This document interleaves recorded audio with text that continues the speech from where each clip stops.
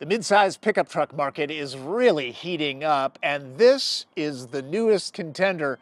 I'm Tom Volt for the Seattle International Auto Show, and the 2024 Ford Ranger is a big improvement. Turns out plenty of buyers think full-size pickups are too big, people in crowded urban areas or adventure seekers navigating tight trails. When Ranger was relaunched stateside in 2019 after a 7-year absence in the U.S., it became a popular choice for buyers looking for a right-sized truck. The top seller in this segment is Toyota Tacoma, which is all new. Finally, I think the only carryover pieces are nuts and bolts. The 2024 Ranger is also new, but not all new. For example, the fully boxed frame is a modified version of what was found underneath the outgoing Ranger. Wheelbase and track are up by 2 inches. This is essentially the same architecture found underneath Bronco. A base rear-drive Ranger XL, MSRPs for $34,300 with destination. This well-optioned mid-level four-wheel drive XLT stickers for $47,400. Slash $1,000 off that by dropping the azure gray metallic paint, but I'll admit it's a fetching look.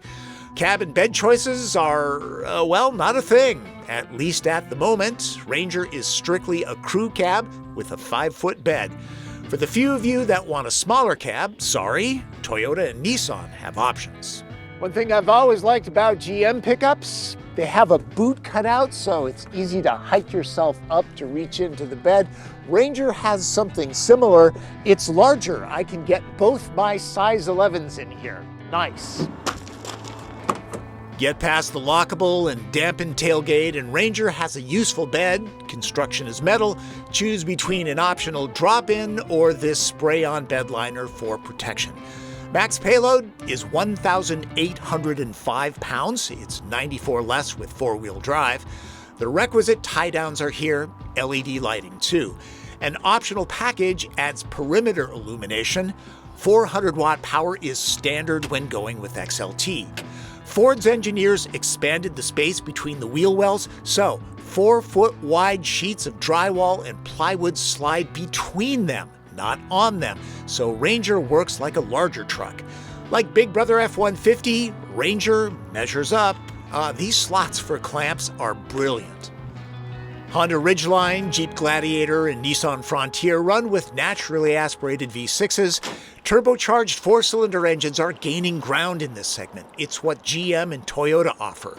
Ranger's carryover turbocharged 2.3-liter 4 packs 270 horsepower and 310 pound-feet of torque. An optional 2.7-liter turbo V6 punching out 315 horses and 400 pound-feet is on the way. XLT uses a physical key? FYI, Ranger Raptor upgrades to a 3-liter V6 with 405 horsepower and 430 pound-feet of torque.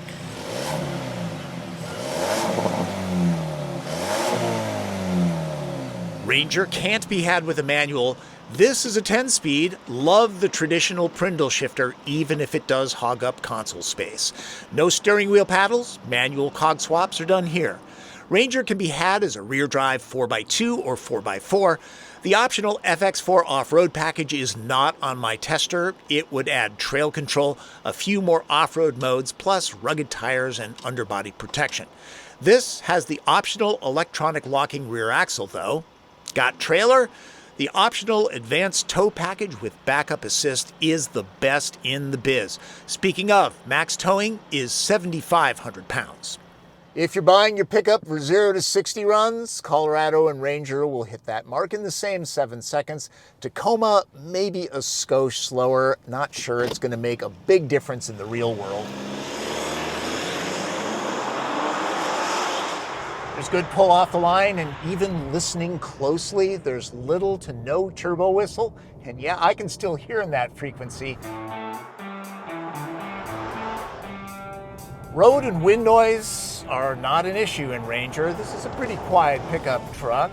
As far as the ride quality goes, the suspension is set a bit on the firm side, but that keeps body roll and dive down, and this is never uncomfortable. Overall, it's a pretty good setup. The rear shocks and their mounts are now outside of the frame, improving drivability. Ridgeline is the most docile of the bunch and car-like. Don't diss the unibody Honda. It's capable and will take care of most owners' needs. Ranger hustles down twisty roads quite nicely with good steering response. There is a little bit of a dead spot on center, pretty typical for a pickup truck. On straight sections, not a lot of micro corrections. That's great. Ford's Co-Pilot 360 suite of active ADAS safety tech that's standard on XLT is high on features. Driving out to the Toolies here, the adaptive cruise and lane keeping were confident and spot on. No wandering in the lane, no abrupt moves. Kudos to the Ford transmission engineers. This gearbox is always, and I mean always, in the right ratio. You hardly even notice it doing its job. At around 4,400 pounds with four-wheel drive, some see Ranger's smaller size as a minus. For others, it's a plus, and you know who you are. Full-size trucks aren't much fun to drive in town. Same with parking garages, where I always wonder if that max height measurement is accurate. The ride height is elevated, just not at the 30,000-foot level. Nearly all modern pickup trucks have fuel-saving automatic engine stop-start systems, and they really do save fuel. Let's check out the Ranger's system. On shutdown, it's pretty smooth. To wake the engine up, you have to hit the throttle. It's relatively smooth. Chances are you won't shut it off.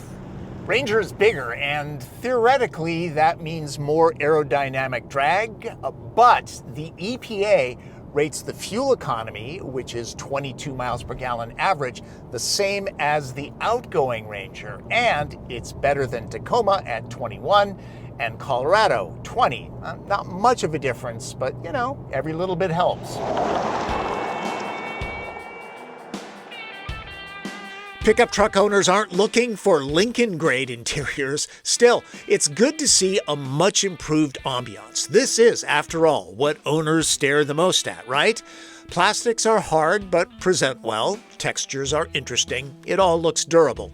The chairs with breathable fabric are heated and comfortable. Bigger drivers shouldn't have issues. Storage is all over the place. Maybe not the way Maverick packs in cubbies and slots, but there's a place for everything, and everything in its place. No doubt this shelf will be handy. Energy bar, anyone? Eyeballs will go directly to this 12-inch screen running the Sync 4A user interface. Bigger than GM's display, smaller than Toyota's, response is excellent, and voice commands are solid using the wake phrase, "Okay, Ford." Icons and fonts could be larger, though. Happy to see hard buttons for the HVAC system. Those can be used by Braille without looking. Wireless phone charging? Check. Android Auto and Apple CarPlay are also wireless. The unbranded sound system in the XLT is surprisingly good, with tight, accurate bass that's never boomy. Looking for epic backseat room? Well, maybe consider a full-size pickup truck. None of the mid-sizers have loads of space back here. But that said, at 5'9", I'm okay in Ranger. Headroom? That's pretty good. Swing around here and I'll show you that knee, leg, and foot room. Also good. Thigh support is decent. It's easy to get in and out. The same useful pockets up front are here as well.